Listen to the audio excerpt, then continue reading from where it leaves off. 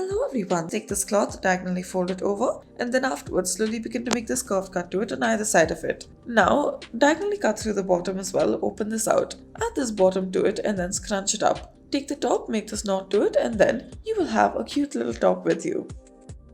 Now next we will start off by taking a cloth, fold it vertically over and then horizontally, take another cloth and repeat the same steps. Add the first one on top of the second and then make these cuts to it as such. Afterwards, make a cut right at the top, join the two together, fold this downwards. Now stitch it together.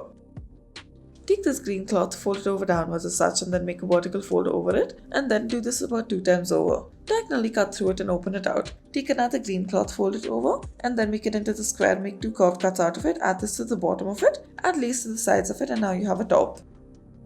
Next, in order to make this, we'll diagonally fold over a cloth that is square, fold the top end over downwards. Make this curved cut all through at the bottom. Now make this U-shape cut on one of the sides, make a vertical cut on the other and open this out. Make the neckline all the more bigger and now open this up and then fold the top ends downwards. Next, we'll start off by taking the square cloth, fold it over vertically. Now cut it out according to the shape of the sole. Afterwards, take another cloth and then make the same shape. Mark it out using this cloth chalk and then afterwards cut it out according to this. Now, after you remove the sides, this is what you should be left with. Make a slit right through the middle as such. Now join the ends together, put one on top of the other and you have yourself this pair of slippers.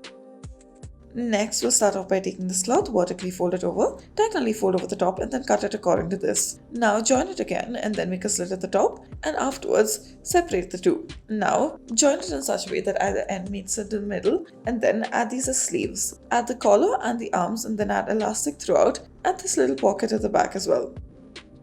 Next, take this cloth and then afterwards add these 2 pieces and cut them out. Now afterwards, cut out the sides as well after folding it over. Open this all out, make this cut to the bottom. Now afterwards, fold over either side to make it meet in the middle. Add this button in the middle as well. Take this cloth and then afterwards join it together in the middle. After this, fold it over and tie a knot to it. Once you've done so, join it together on either side, stitch it. Now fold it over. Then you may use this as a little carrier bag. Take this cloth, vertically fold it over and then afterwards fold over the side. Fold the top over and then make it larger. Cut the bottom and then make a slit at the top as well.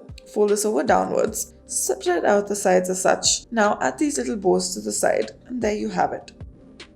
Next, take this cloth and then fold it multiple times. Afterwards, cut this out. Now once you're done with this, make this U-shape cut to it on the side. Do this on either side, make a diagonal cut to it as well and now widen each of your openings. Fold over either side to make it meet in the middle, add buttons to it.